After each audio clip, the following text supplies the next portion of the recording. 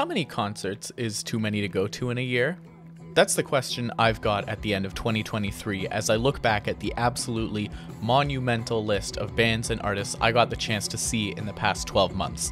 I don't have an exact number from before COVID, but if I had to guess, I probably doubled the number of shows I've seen across my entire life, which in such a short time span is ludicrous. 2023 has been so obscenely busy to a point where, unless I moved to a bigger city with a better job, I don't think I could ever do anything like this again. That all said though, if I were to live this strange, long, short year all over again, I'd do it the same way in a heartbeat. Maybe I'd go to even more shows. Not a single band I saw from this year was truly disappointing, and with a total at the end of 75 performances in the year, that's something of a miracle. I doubled the number of cities I've been to this year too, and now I'm so much more confident and excited about traveling, be it for concerts or otherwise. With all that said, join me as I take a look back and share a chronological diary of every concert I saw in 2023.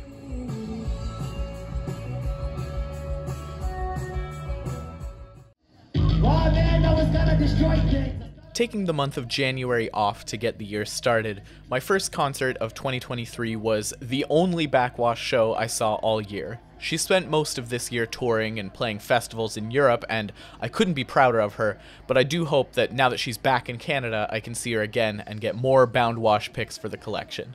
Opening for her was Jody Roger, who I saw opening just a couple of months prior and who killed it as anticipated, and then Dream Crusher, who I was almost as excited to see as I was for Backwash, and it was just phenomenal. So much unbridled energy, and the strobing in that pitch black room made every second feel like a slideshow for the entire set. They made a comment at one point that this kind of show is really special and important to have an audience show out for 3 black trans artists, and for those people to be given the platform they deserve. It was really something special. And then Backwash came on, and it was perfect, as always. It was my first time seeing her where there were a couple of songs that I were sad didn't make the set list, but that's more so a testament to how consistent her rapidly growing discography is. The best moment of the night by far was when Backwash asked Dream Crusher to come on stage and do Not I together. It just went obscenely hard and is genuinely one of the top concert moments of my entire life. This was a pretty great indicator of how awesome of a year for concerts this was going to be.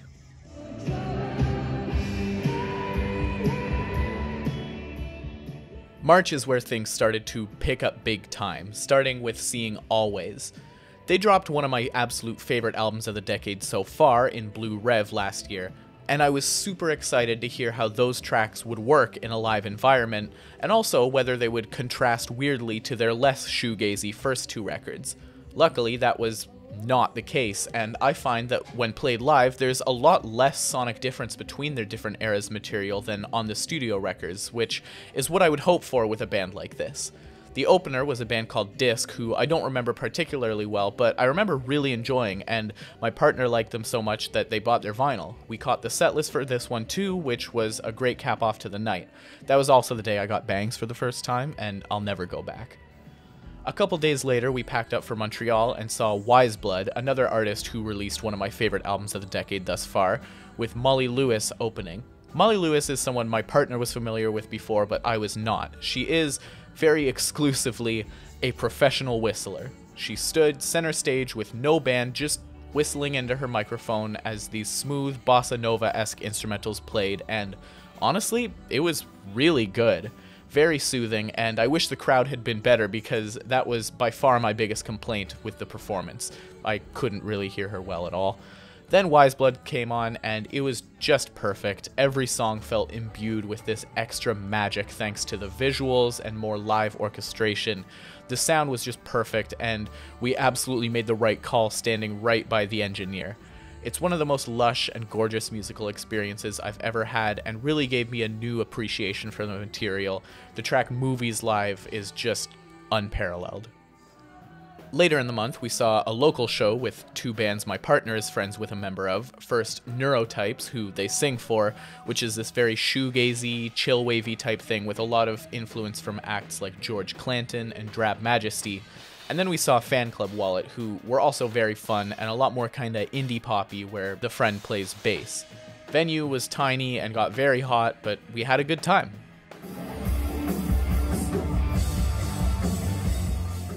A couple weeks into April, we saw more Canadian bands, this time a very strange scenario where Protest the Hero was playing at a brewery with another band my partner is friends with, Ready the Prince. The venue itself was already a bit weird, I've never heard of anyone playing there before, but even weirder was the fact that the two openers before Ready the Prince were not even musicians, it was stand-up comedy.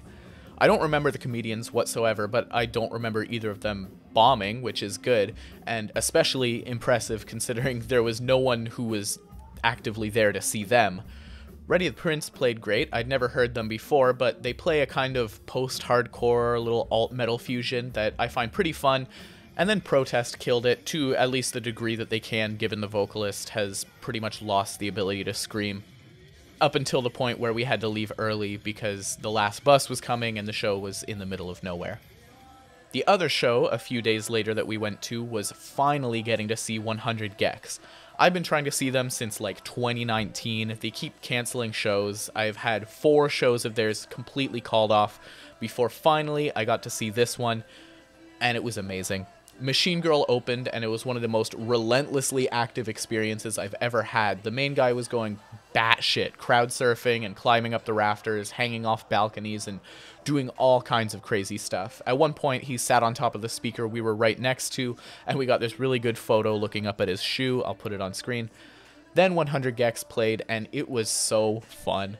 The way these songs and energy translate live met and exceeded all of my expectations, and they played almost their entire catalog up to now, which was awesome. We didn't get Toothless, which was my only disappointment, but the trade-off was we got Bloodstains, which I never in a million years thought I would get to see live, so I was fine. The new material is also perfectly suited to a live environment, and I would not be disappointed if they continue in this direction, if only because their live setlist would be so great. Amazing show, absolutely worth the wait. Only one show in May, and that's the UK post-punk band Shame with Ben Stellar opening. Neither act is one I'm particularly familiar with, but the show was awesome. Ben Stellar had really excellent sound, at least on our end. Apparently the drummer couldn't hear themselves at all, but you wouldn't know it from the crowd because it just sounded perfect and felt like exactly what you'd want from a shoegazy sound live. Shame was just bonkers. I liked what I've heard from them in the past, but found some of their material to lack a bit of teeth, but in person that could not be further from the case. It's just pure, grimy, goofy, sweaty energy the whole time. At one point the frontman literally walked upright on top of the crowd for like an entire song. It definitely made me realize I've been kind of underrating them, and I need to give some of their older material another go. June started with an amazing show for my birthday. We drove down to Toronto for the first time in my life to see the awesome lineup of Paramore, Block Party, and Genesis Owusu. First up, I'd been waiting with bated breath for years to see Genesis Owusu perform, and even though he got a brutally abridged set and the crowd energy wasn't really there, he still delivered in spades with some of the coolest stage choreography I've ever seen. His voice holds up perfectly live too, which is especially impressive given the intense physicality of his performance, dancing and running around constantly. I seriously hope I can see him headline someday soon because this little taste wasn't nearly enough. Next up was Block Party, which, I mean, especially after Genesis Owusu, it was kind of just disappointing. I love that first record, of course, as I talked about in another video this year, and anytime they played a song off of that, it was amazing, but the energy was so inconsistent because they barely played anything off that record, and instead, they played their really boring and mid-new stuff. And then, after that, it finally happened. The show that I've spent, I think, the longest time of my entire life waiting to see, Paramore. I remember like 8 years ago waiting to try and see Paramore, and they just never came close enough to me, especially because I was a child and couldn't really leave my hometown. They've been one of my favorite bands for pretty much forever, and to have such a huge bucket list item ticked off is just amazing. The show itself was great. They played a lot of new material, which was good and had great highlights, but the real star of the show was when they pulled out stuff from the self-titled. Haley's voice is just as perfect as I always hoped, and this is the material that really shows it off best to me. I wish we got more stuff from Brand New Eyes, and it would have been nice to hear stuff from All We Know Is Falling, but I knew that was never going to happen. But the highlight moment was very clearly when that one piano note started droning, and I almost died because I knew they were about to play Decode. It was perfect. Maybe the best moment of the year. I cannot wait to see them again. And then, at the end of June, pretty much the polar opposite show we saw was Colin Stetson, who played solo in a pitch-black tiny auditorium at Canada's National Arts Centre for Jazz Fest. There were plenty of other acts we wanted to see but couldn't afford, but this was one we just had to go to, and I'm very glad we did. There was something so magical about it. The way his sax was mic'd up made it so that you could hear every little bit of the physical instrument moving and breathing, and it was so impressive to watch this one artist create the greatest soundscapes known to man all by himself, and especially impressive given that it's a wind instrument, so he has to be constantly expelling air for almost a dozen minutes on end for every single piece. The show was relatively expensive to get in, considering it was just one performance, but I would pay that price again in a heartbeat because of just how amazing it was.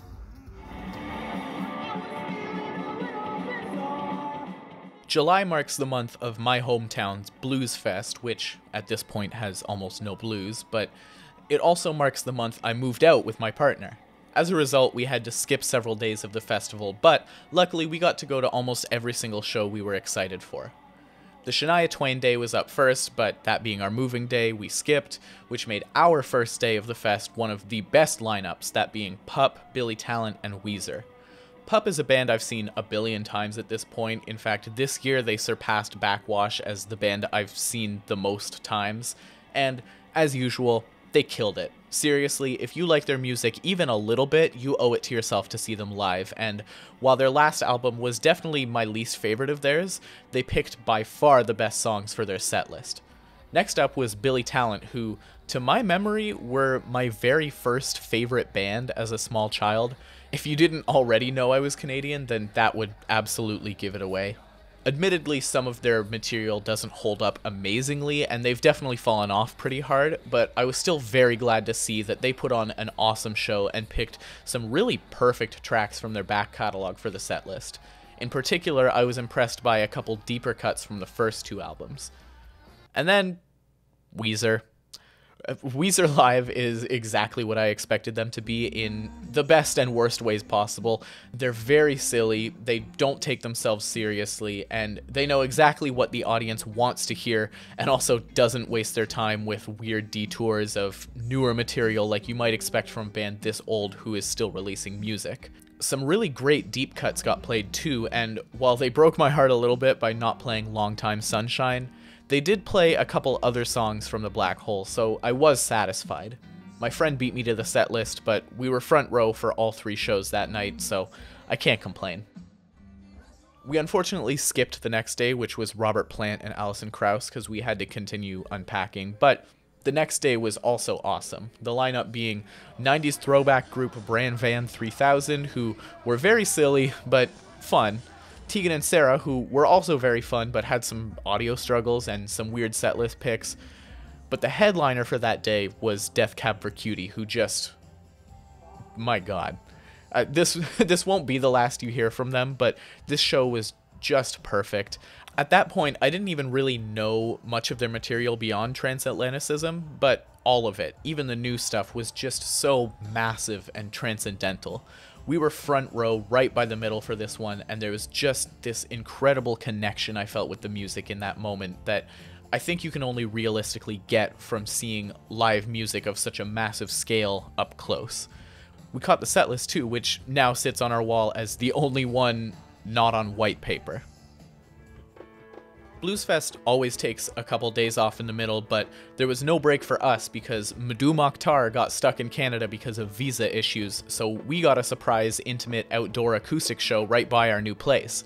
Opening was an artist I've never heard of before named Siaka Diabate, who played an instrument I can't identify, but it was just beautiful. His voice was so awesome, and while he mostly spoke French, his sense of humor shone through even in the little bits I caught on to. Mdou Mokhtar acoustic isn't really what I think of him for usually, but it was such a uniquely intimate experience that I'm so glad I got to have, because I doubt many people have gotten to see him this way. I loved every second. Next up was Foo Fighters, who my partner and I had already seen, so we lent our passes to a friend who wanted to see them. And then the next day, we went to see just 2 short shows. First up was The War on Drugs, who I'm not all that familiar with, but they put on a really good show for the time we were able to focus on them. Unfortunately, they were opening for Mumford & Sons, and therefore had a contender for the absolute worst crowd I've ever been in. Just wholly obnoxious for every single second of the show, and we very quickly decided to go way back and just watch the show on a screen to the side rather than stand amongst that mess. Afterwards, we went to see a very different act, and that's Sudan Archives at the side stage. This was the sleeper hit of the whole festival. Her energy is absolutely unmatched, and I didn't realize that she was going to be playing violin the entire time as well. I still come back to Natural Brown Prom Queen a decent amount, and all that material was just amazing live. The next day, we showed up an hour and a half before the gates even opened to rush a side stage for one of my partner's favorite bands ever. First, though, was a local band called Pony Girl, who crushed it, and I'm super excited to see them again whenever we inevitably catch them. Then there was Allison Russell, who I'd not heard of before but took my breath away with her take on soulful Americana and her stark lyricism. It made me realize how much I want to be making music. And then the headliner. We got to see Fleet Foxes from the front row, and it was amazing. My partner saw them the year before in Toronto, and they say that that's still the better show, but I had a great time hearing most of my favorite material. Unfortunately, I ate Subway in the lineup before the gates, and near the end of the show, I had to leave and go deal with an emergency, but I made it back just in time to hear the title track to Helplessness Blues, which is my favorite album of theirs. The setlist was a little bit abridged, apparently, and they didn't play The Shrine and Argument, which was my disappointment, but otherwise, it was a great time, and at the end of it, we got a setlist.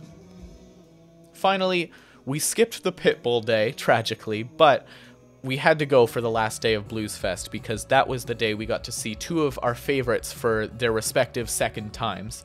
First up was the opener, Paragon Cause, who were fine. I didn't really care for them, but I wasn't irritated either. But then we saw Always a second time this year, and it was exactly the same as the first time, so therefore it was just as good. The sound wasn't quite as good because it was outdoors, but the trade-off was I felt like the crowd had more energy and the vibe was just generally a bit happier. The big highlight, though, is we got to see The Smile, who we saw the year before in a small venue, but this was just amazing.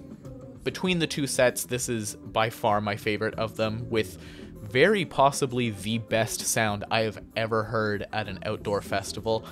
I don't really listen to singles for upcoming albums, so I can keep a level of blindness going in.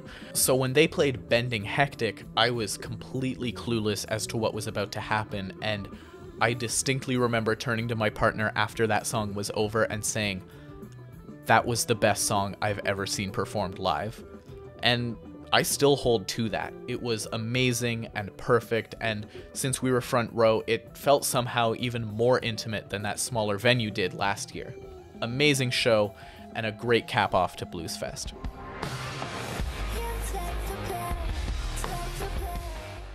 There was only about a 2-week buffer between that and the other massive festival we went to this year, that being Osheaga in Montreal at the beginning of August.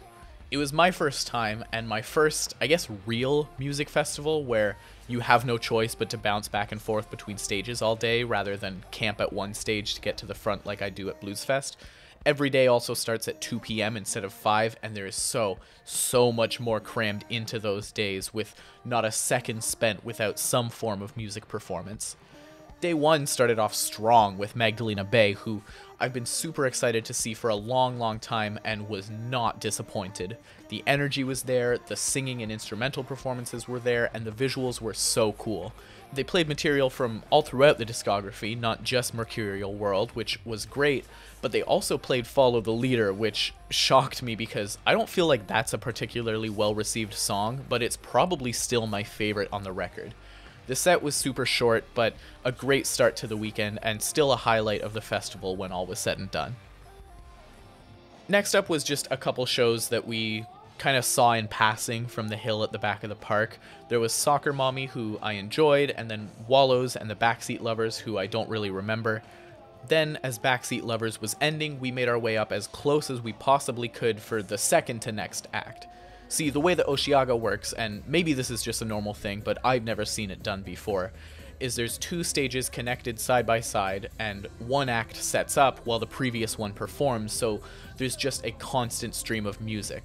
What this means is if you want to get up close for an act, you have to time it perfectly so that you get in right when the crowd is leaving that stage. Not too early, or it's still packed, but not too late, or you hit the wave of people showing up. And so, to get as close as we possibly could for The Flaming Lips, we went during Rina Sawayama's set at the other stage and watched her perform on the screen. It was a great show from what we could see, tons of visual choreography and costumes changes, and while we definitely didn't catch everything, I still remember it fondly. I'm not a huge fan of her most recent album, and she played a lot from that, but it was very well performed, and especially her stuff from Sawayama was awesome. At one point, she played Limp Bizkit as a transition into STFU, and it was amazing. And then there was The Flaming Lips, playing the entirety of Yoshimi Battles the Pink Robots from front to back. It was probably the best show of the festival, and maybe even of the year. I have heard amazing things about their live shows and the visual spectacle they put on, but nothing could have prepared me for the spiritual journey it was going to be, with constant visual stimuli and a sense of joy and connection with the crowd you rarely ever see. I pretty rarely cry at concerts, no matter how emotional they make me, but I can recall at least 3 times where I was moved to tears by the sheer splendor of what I was witnessing. Wayne Coyne as a performer holds so much gravity in his performances, and yet he does it with such a flippant, joyous demeanor that you can't help but fall in love with everything he's doing. He made eye contact and waved to me at one point during Do You Realize, and it felt like I had reached a new peak of human existence. And then after that, we roamed around a little bit, caught a few minutes of a few random acts, including Bicep, and then we went up pretty close to see JPEG Mafia to close out our night. I saw Peggy in 2022 in my hometown, and it had an absolute nightmarish crowd and horrible sound. And even then, I thought it was a great show, but I was hopeful that these things would be better at Osheaga, and thankfully, I was not disappointed. In fact, this might have been one of the best sounding hip-hop performances I've ever seen. Everything was so crisp and clean, and there wasn't a single thing missing in the mix. The crowd near the center looked pretty obnoxious, but from where we were standing, there was nobody really being intrusive or obstructive, and it gave us so much more space to enjoy the performance. And honestly, that was the best part. Peggy just seemed like he was enjoying himself so much more here, and the material was so fun. Danny Brown wasn't here, obviously, but that didn't stop him from playing a boatload of songs off of Scaring the Hose and just rapping Danny's parts, and he more than held up. The highlight was when Red Veil came out for Kingdom Hearts Key. I wish we ended up going to his set the next day, but we didn't get there in time. We tried waiting a few minutes after the show to catch the first song of Joey Badass's set, but he was late and we didn't want to get swept up in the crowd trying to leave the island by metro, so we left early, and that was the end of day 1. Day 2 started slow, but picked up fast. We showed up midway through Fletcher's set, a lesbian pop artist who put on a pretty decent show, and stuck around to catch Lil Yachty play the beginning of his set for his new psych rock album.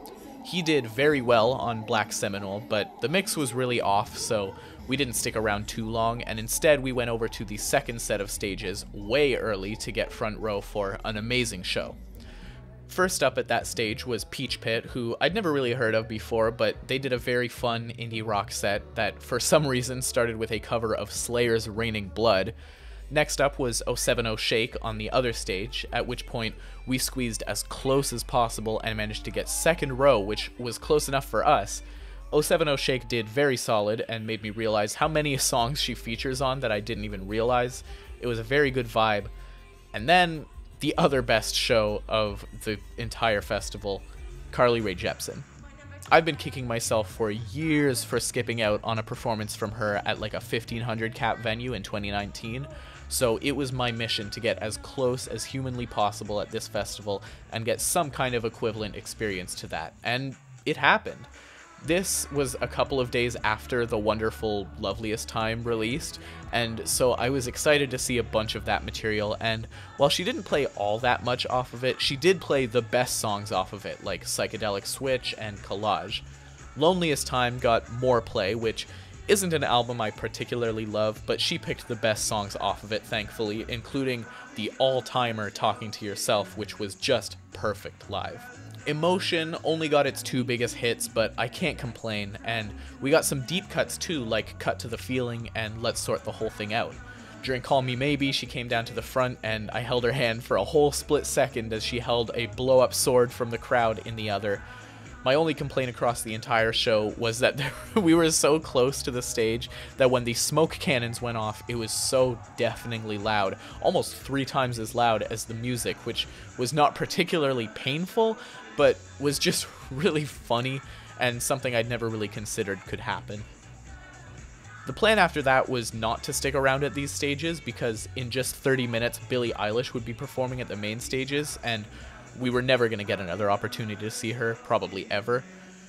But then Pup came on and we couldn't stop ourselves. The setlist was pretty much exactly the same at Bluesfest last month, and we were near the back, so the energy wasn't even really there the same way we usually have it, but even still, they're one of the best bands performing right now, and it was so much fun. We only stayed for about 6 songs so we could catch Billie's set, but I still count that as a full concert just because of how fun it was. Then we hiked over to the big stage just in time to see Baby Keem finish his set with Family Ties, and then saw Billie Eilish start hers. I was most impressed right from the get-go by how well we could hear her voice. My assumption had always been that because she can't really project and doesn't really sing even that much, that her voice would get completely drowned out by the instrumentals on a live mix. Somehow, though, that's not even slightly an issue, and the sound was pretty excellent, all things considered. There was no way we were going to get even a little bit close up, so we didn't even attempt it. Instead, we found an elevated place and watched from afar, and it was just as good, if not better, that way. The crowd was absolutely enormous, going all the way back to the edge of the park with no room to breathe anywhere except for where we were, and it was crazy seeing the wave of people jumping along to the music. The energy was there when it needed to be, and the soft songs were soft, but still very audible. My favorite moment was when she played the song from Barbie for the 2nd time ever and cried on stage. I do genuinely think that that is one of her best songs. My other favorite moment was when she brought on the rapper Armani White to perform his own song because it's called Billie Eilish. It was a very funny and weird moment. We left early because being packed in a metro with thousands of Billie Eilish fans is my worst nightmare, so we didn't get to see her play Happier Than Ever or Bad Guy, but other than that, it was a great experience that I'm glad we went to. And then finally, day 3, we were getting pretty exhausted, so we showed up the latest of any day and mostly just bounced around stages and ate festival food for the first little bit. The first show we saw in full was Bia Badoobie, who played well, but I don't really remember it, and I always mix her up with Soccer Mommy anyways. Then we made our way over to the side stages because once again we wanted to get up close for a later act. We caught the very end of Armani White's solo set, which means Billie Eilish by Armani White is the song we saw performed the most times at Osheaga. And then he closed with another song that I'd never heard before, but was actually really good and kind of heartbreaking. I'll have to give his stuff a chance at some point. Then came Julia Jacqueline, who I've loved stuff from in the past, but not really kept much of an eye on, and now I'm gonna have to because this was one of the sleeper hits of the festival. Such a great energy and vibe to it, and all of the performances from everyone on stage were just so much fun to partake in. Then Foals played at the next stage over, and they sounded pretty good, but we were mostly focused on squeezing our way right to the very front, and we actually got to the barricade just in time for a Japanese breakfast to come on and put on one of the most personally affecting shows of the festival. It was one of those shows where everything just goes right, and everyone is just having the time of their lives. The set list was on point, the performances were perfect, the visuals were so good, and all of the instrumentals were played so well with a lot of neat flourishes that you don't get in the studio recordings. We caught the set list for this one too, and I honestly don't know if there's anything I would have changed about it, considering the shorter set lengths she had to work with. I hope someday, soon, we get to see her play a full set of her material, and God willing, maybe she'll play something off the Sable soundtrack. And then, the last show of the festival, the end of everything, I actually got to see Kendrick Lamar. And it was pretty great. I wasn't blown away the way I always thought I would be, but I came to terms a long time ago with the fact that I was never going to be close up for a Kendrick show, and I should just go to see the songs I like. Kendrick himself performed pretty much flawlessly, going through his biggest hits back-to-back on end for the whole set, and it was awesome. The set list, though, was pretty strange. I hadn't caught on to the fact that this wasn't actually a part of his Big Steppers tour. Instead, it was part of a smaller festivals tour in which it was all these big crowd pleasers and radio jams. They were still good, don't get me wrong, but at the end of the day, I still didn't feel like I got the Kendrick experience I'd always hoped for. Still, I can't say I was disappointed, as I did get to see him do songs like All Right and Mad City. We left before the last track, Savior, which, is it just me or is that a really weird thing to close a set with? But as per usual, being on the crowded metro with thousands of white Kendrick diehards was not the vibe, so we got out of there and that was the Osheaga experience. I don't regret going, and we saw some of the best shows I've ever been to there, but I will say 3 days was definitely enough, and I was glad it was over when it was because we were exhausted. One last show at the last minute in August, a couple weeks later, was a double headliner of Mastodon and Gojira.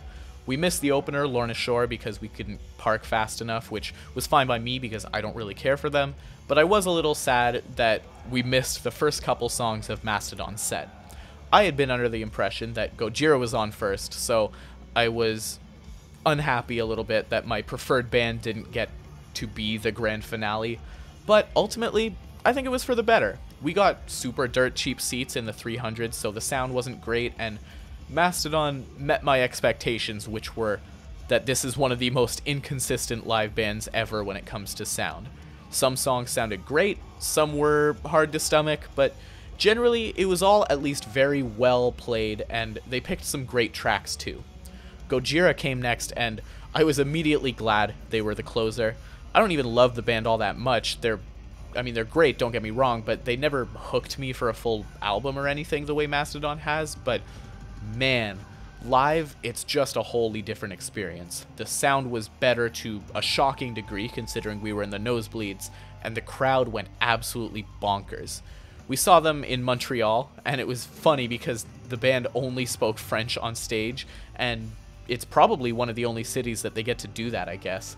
I've never seen a pit so wide, too. It took up the entire floor of the arena, and the visuals of that, as well as the stage stuff like rolling fog machines and crazy backgrounds, made this by far the better of the two shows that night.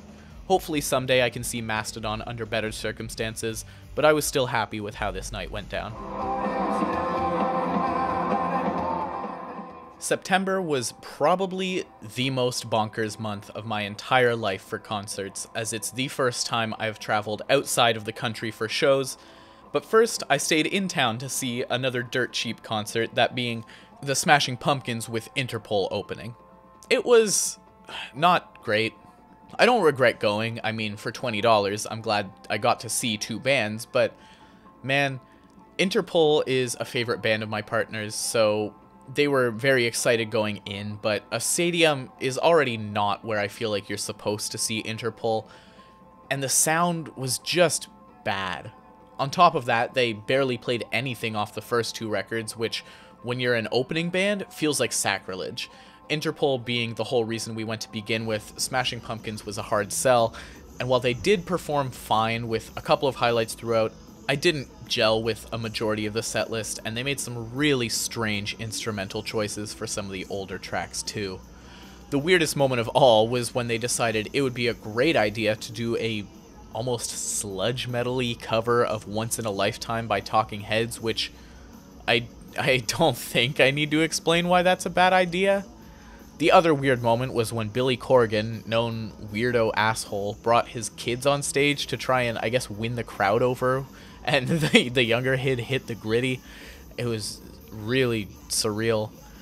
They also didn't even play Mayonnaise, so what's the point? It wasn't all bad. The songs off Siamese Dream and some of the stuff on Melancholy were pretty good and well performed, but it was a weird start to the month. Not actually a concert next, but I also wanted to throw in that I saw the concert film The Last Waltz in theaters this year, in memory of Robbie Robertson of the band who passed away. And wow. What a spiritual experience that movie is. I literally don't even know any of the band's music, at least not well, but it was just so life-affirming to see all of these musicians from all across the spectrum of folk and rock coming together to bid farewell to one of the biggest bands of their era.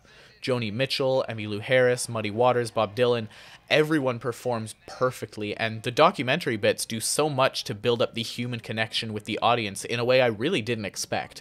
The average age of the crowd in my theater was like 60, and I saw so many older couples mouthing along to all the words, and it was just such a heartwarming experience. If you want to hear me talk about non-music related movies I saw in theaters this year, you can subscribe to the Patreon, and that's where you get a bonus unscripted video where I talk about all the movies I saw in theaters this year. But back to the music. Next was a tiny indie show. We saw the band Boy Scott in an attic venue, and it was really good. I didn't know them before, but my partner knew them through being a fan of their bassist's solo project, Bunny Boy, and they did great. Definitely check them out if you enjoy kind of surfy indie rock, although right now in the winter might not be the best time for that vibe. My partner got the vinyl signed by all of the members, including the drummer twice by accident. And then began the most insane week of my whole life. First, we traveled down to Toronto to see another bucket list concert, which was finally somehow seeing Death Grips. It was seriously one of the most like zero bullshit shows I've ever been to. They got on stage, no opener, rocked out 80 straight minutes of music with not a single interruption, said thank you, and walked off. No crazy visuals, it was just a red screen behind them, and not a single hitch throughout. It felt like I was on drugs, the way it just kept going and going with no breaks and no pauses, especially wearing a mask and ear protection. It felt like being in a sensory deprivation chamber with MC Ride yelling at me. Ride's performance was wild as expected, and Zach Hill still remains something of an obsession for me. I just can't get enough of his utterly unique style of drumming.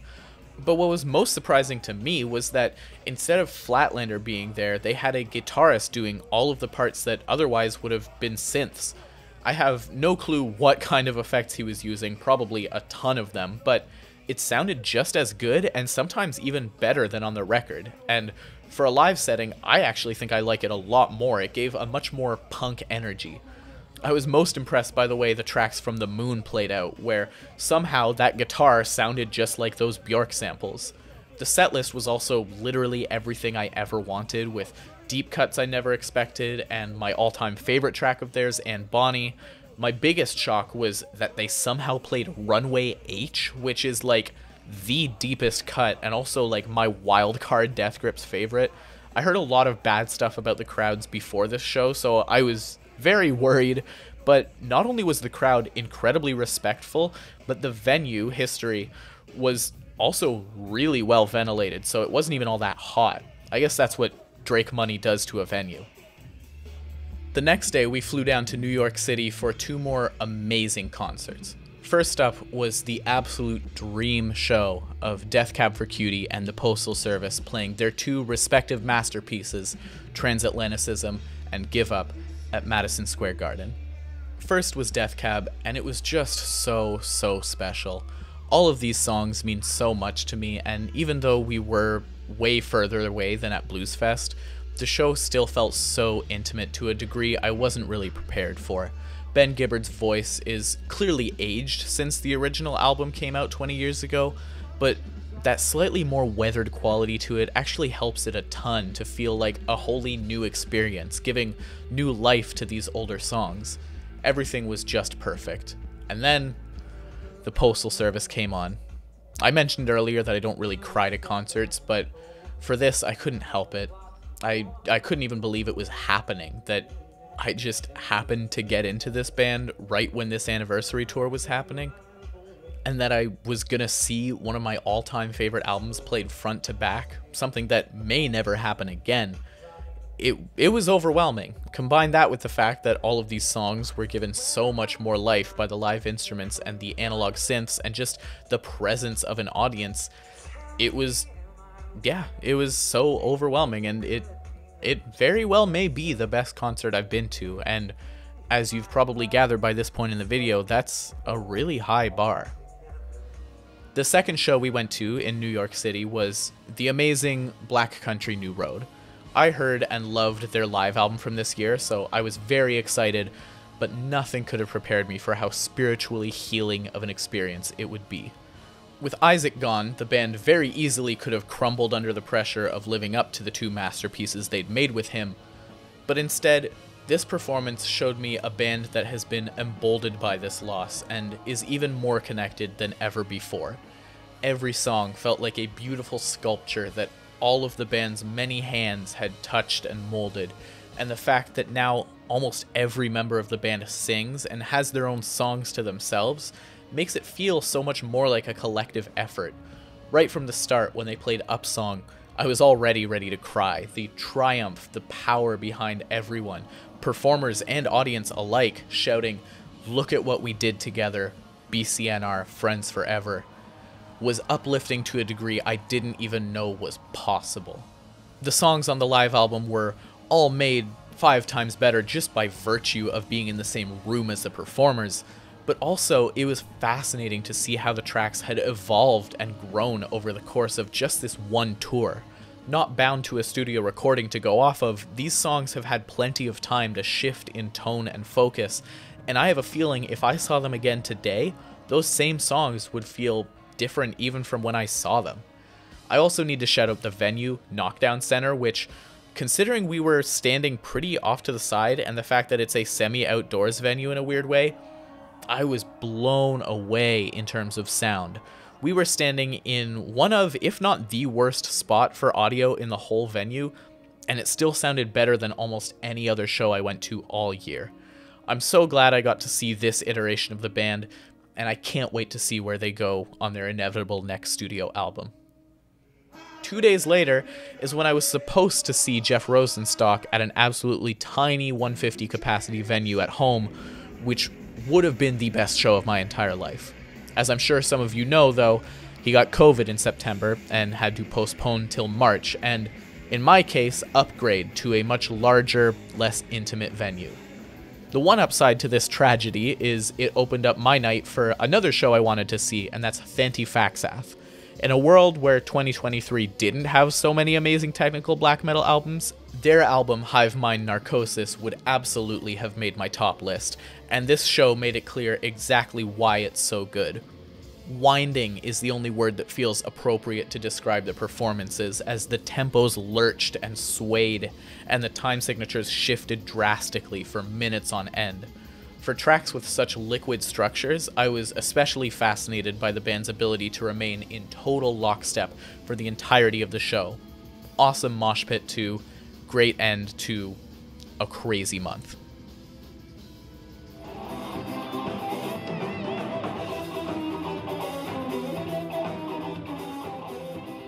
We're coming up on the end of the year now, but there's still a fair bit to go. Next was a pretty unconventional concert, but absolutely one of the best of the year, and that's the band Goblin, who we saw at a local theater performing the entire score for the absolute masterpiece of a film, Suspiria. Both the movie itself and the performance were absolutely flawless, and then, afterwards, the band played a set of their other greatest hits and covers from other horror movie themes like Halloween and Tubular Bells from The Exorcist. It was awesome, and an experience I won't soon forget.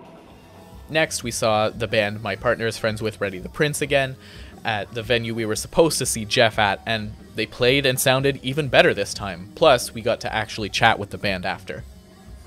Next, we went up to Montreal for my partner's most anticipated show of the year, that being TV Girl's first ever show in Canada. I was not, and still am not, a particularly huge fan of TV Girl, but I will not lie and say that I didn't have a really good time. We showed up hours early, expecting that there would be an enormous line, and we were absolutely correct, but we lined things up in such a way that not only did we get front row, but I also saved a spot at the very front while my partner could rush over to the merch table and buy all of the vinyl, which, at least in Canada, is basically impossible to get otherwise. The sound was great, the music was fun, and at the end of the night we got the set list, which we've yet to hang it up, but is no doubt one of my partner's prized possessions. Last of my 3 movie theater concert experiences this year, I'd be remiss not to mention the 4K restoration of Stop Making Sense that hit theaters in 2023.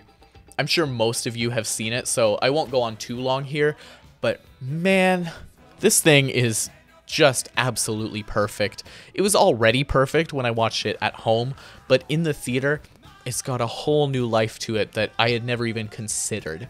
Every single shot is so masterfully executed, and the stakes feel so high for every second of it that you're gripped not just by the amazing music, but by the narrative that's being told through the performances. This film really just proves what we already knew, that Talking Heads is the best band of all time. Coming right up to the end now, this is the last major concert of the year, and that's the one and only Snow Strippers. I was so excited going into this show because, as I've mentioned a few times already on the channel, they've been putting out some of the most exciting and invigorating dance music I've ever heard for the past couple of years.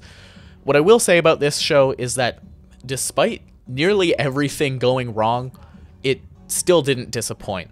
First off, the openers were bad, like obnoxiously bad, and also obnoxiously loud with their obnoxious badness.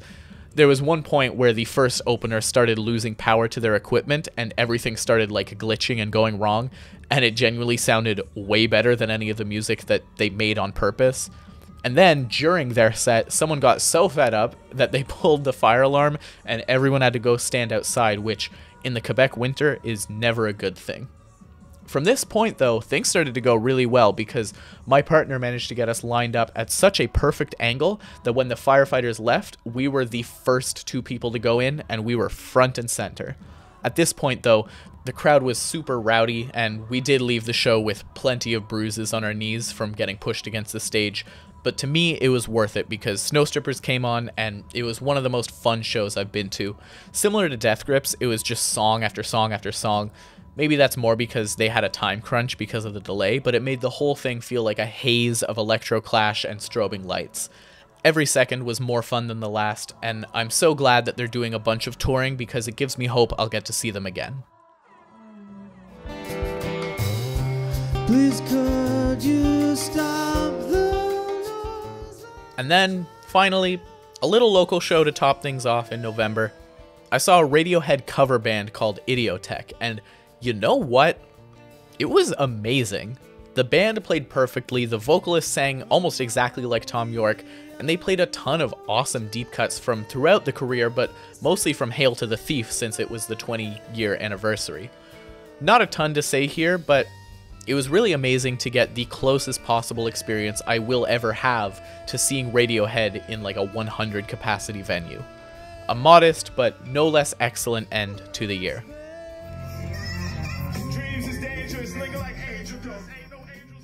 So, what have I got coming up? Well, hopefully less than last year. I definitely need a little more time at home in 2024 to work on this channel and my other hobbies, but that doesn't mean I've got nothing. First up, this month, I'm seeing Arm & Hammer, which I am beyond stoked for. Billy Woods absolutely crushed it when I saw him in 2022, and I'm expecting double that with Elucid here. On February 1st in Montreal, 100 Gex is doing an outdoor snow-themed DJ set, which, if possible, I'd like to go to, but that's not confirmed. The tickets are pretty expensive. In April, I'm visiting friends in Seattle, and while we're there, we're going to catch Bar Italia, who are one of my partner's favorite bands, and who I'm also particularly fond of.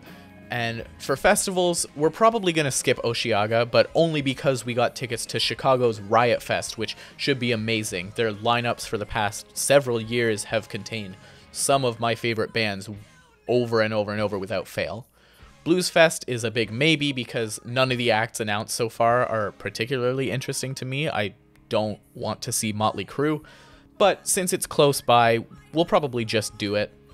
By far, though, no question, the show I am most excited about is one I don't entirely believe is real, honestly, and that's Ichiko Aoba is coming to Montreal in February. I thought it would never happen, and it's at the same tiny, gorgeous venue as TV Girl was this year, so I am absolutely prepared to cry. It's gonna be perfect, and I cannot wait to tell you all about it in the new year. I want to thank all of my new viewers who came here off the last video, and in particular I want to thank my good friend Lily for giving me the signal boost I needed to cross over that 12K milestone this past week. I'm very excited for this year. I think it's going to be the best one for this channel yet, and I hope all of you follow me for the next year of this journey. Special shout out to my Patreons, especially Arden, who I somehow missed on the last one, so they get an out loud shout out this time. If you can't get enough of my obnoxious voice, you can subscribe there and get access to a second bonus unscripted video about all the movies I saw in theaters this year. As well, you also get access to my Discord, where you can chat with my growing little community of friends about just about anything. I've got a bunch more stuff coming soon, so keep an eye out. Happy New Year, and I'll see you all soon.